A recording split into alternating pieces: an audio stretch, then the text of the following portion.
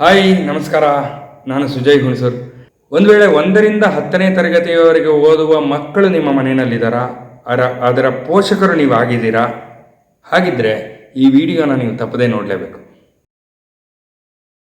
ಅಮ್ಮ ಅಮ್ಮ ಅಮ್ಮ ಅಮ್ಮ ಅಮ್ಮ ಏನೋ ಸುಶೀಲ್, ಇವತ್ತು ಎಕ್ಸಾಮ್ ಹೇಗೋ ಮಾಡಿದ್ಯಾ?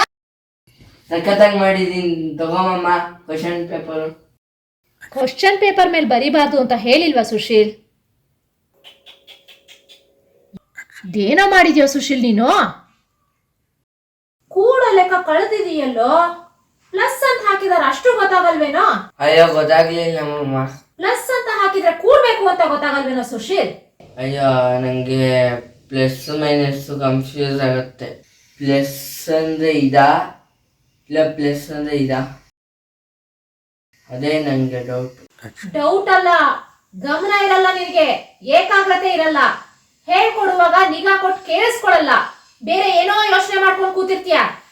ಹೇಳ್ಕೊಡುವಾಗ ಕಿಟಕಿ ಕಡೆ ನೋಡ್ಕೊಂಡು ಕೂತಿರ್ತೀಯ.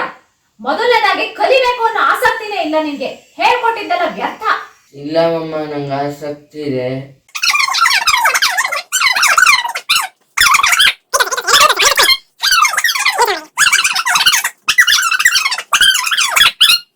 ಅಷ್ಟು ಸಲ ಅಭ್ಯಾಸ ಮಾಡಿಸಿದೀನಿ, ಆದ್ರೂ ತಪ್ಪು ಮಾಡಿ ಬಂದಿದೀಯಲ್ಲೋ, ನನ್ನೇ ಕುತ್ಕೊಂಡ ಇದ್ದ.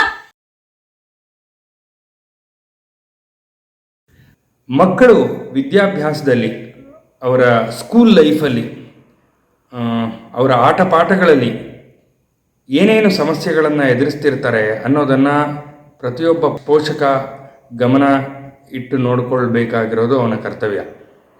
ನೀವು ನೋಡ್ಕೊಂಡಿದ್ದೀರಾ?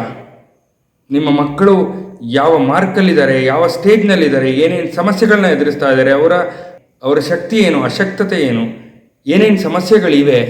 ಈ ವಿಡಿಯೋಲಿ ನೋಡಿದ ಹಾಗೆಯೇ ತುಂಬ ಜನ ಮಕ್ಕಳಿಗೆ ಪ್ಲಸ್ಸು ಮೈನಸ್ಸಿನ ಸಮಸ್ಯೆ ಇರುತ್ತೆ, ಗುಣಕಾರ ಭಾಗಕಾರ ಸಮಸ್ಯೆ ಇರುತ್ತೆ. ಮ್ಯಾಥಮೆಟಿಕ್ಸ್ ಅಂದ್ರೇ ಸಮಸ್ಯೆ ಪಡ್ತಾರೆ. ಬರೀ ಮ್ಯಾಥಮೆಟಿಕ್ಸ್ ಅಂತಲ್ಲ, ಗ್ರಾಮರ್ಗೆ ಹೋದರೂ ಅಷ್ಟೇ, ಅಲ್ಲಿ ಕಷ್ಟ, ಓದೋದಕ್ಕೆ ಕಷ್ಟ, ಓದಿದ್ದನ್ನು ಬರೆಯೋದಕ್ಕೆ ಕಷ್ಟ, ಬರೆದಿದ್ದನ್ನು ನೆನಪಿಟ್ಕೊಳ್ಳೋಕ್ಕೆ ಕಷ್ಟ, ಎಕ್ಸಾಮ್ ಫೇಸ್ ಮಾಡೋಕ್ಕೆ ಕಷ್ಟ. ಒಂದು ತರಗತಿಯಲ್ಲಿ 40-50 ಜನ ಮಕ್ಕಳು ಓದ್ತಾ ಇದ್ದಾರೆ ಅಂತಾದರೆ ಒಂದೇ ಟೀಚರು ಅದೇ ಪಾಠ ಮಾಡಿರ್ತಾರೆ, ಅದನ್ನೇ ಅಷ್ಟು ಜನ ಮಕ್ಕಳು ಕೇಳ್ಕೊಂಡಿರ್ತಾರೆ. ಒಂದು ಮಗು 90-100 ಮಾರ್ಕ್ಸ್ ತೆಗೆಯುತ್ತೆ, ಇನ್ನೊಂದು ಮಗು 20 ಅಥವಾ 30 ಮಾರ್ಕ್ಸ್ ತೆಗೆಯೋದಕ್ಕೆ ಬೆಟ್ಟ ಹತ್ತು ಅಷ್ಟು ಸಾಹಸ ಪಡುತ್ತೆ, ತುಂಬ ಕಷ್ಟಪಡುತ್ತೆ. ಈ ಮಗು ಏನು ದಡ್ಡನ, ಪೆದ್ದನ, ಸೋಮಾರಿನ? ಅಲ್ಲ, ಅದಕ್ಕೆ ಯಾವುದೋ ಒಂದು ಅಶಕ್ತತೆ ಕಾಡ್ತಾ ಇದೆ, ಒಂದು ಯಾವುದೋ ಪಾಯಿಂಟಲ್ಲಿ ದುರ್ಬಲವಾಗಿದೆ. ಅದೊಂದನ್ನು ಸರಿಪಡಿಸಿದ್ರೆ ಆ್ಯಕ್ಚುಲಿ ಆ ಮಗು ಅದೇ 90-100 ಮಾರ್ಕ್ಸನ್ನು ತಗೊಳ್ಳಬಲ್ಲದು.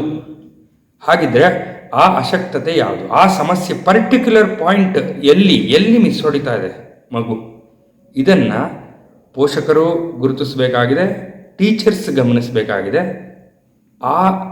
ಎಲ್ಲಿ ಆ ತೊಡಕಾಗಿದೆಯಲ್ಲ ಅದನ್ನು ರಿಮೂವ್ ಮಾಡಬೇಕಾಗಿದೆ. ಅದು ಮಾಡಿದರೆ ಮತ್ತೆ ಎಲ್ಲ ಮಕ್ಕಳು ಅದೇ ಶಕ್ತಿಯಲ್ಲಿ, ಅದೇ ಸ್ಪೀಡ್ನಲ್ಲಿ ಓದಲಿಕ್ಕೆ ಸಾಧ್ಯ, ಯಶಸ್ಸನ್ನು ಪಡೆಯೋಕ್ಕೆ ಸಾಧ್ಯ. ಹಾಗಿದ್ರೆ ಸಮಸ್ಯೆ ಯಾವುದು ಅಂತ ತಿಳ್ಕೊಳ್ಳೋಣ.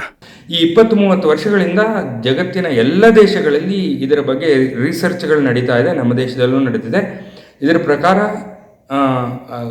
ತುಂಬ ಇದರ ಮೇಲೆ ವರ್ಕ್ ಮಾಡಿ ಬಂದಿರೋ ರಿಪೋರ್ಟ್ ಪ್ರಕಾರ ಈ ಅಶಕ್ತತೆಯನ್ನು, ಈ ಡಿಸೆಬಿಲಿಟಿಯನ್ನು ಸ್ಪೆಸಿಫಿಕ್ ಲರ್ನಿಂಗ್ ಡಿಸೆಬಿಲಿಟಿ ಅಂತ ಗುರುತಿಸಲಾಗಿದೆ. Specific learning disability.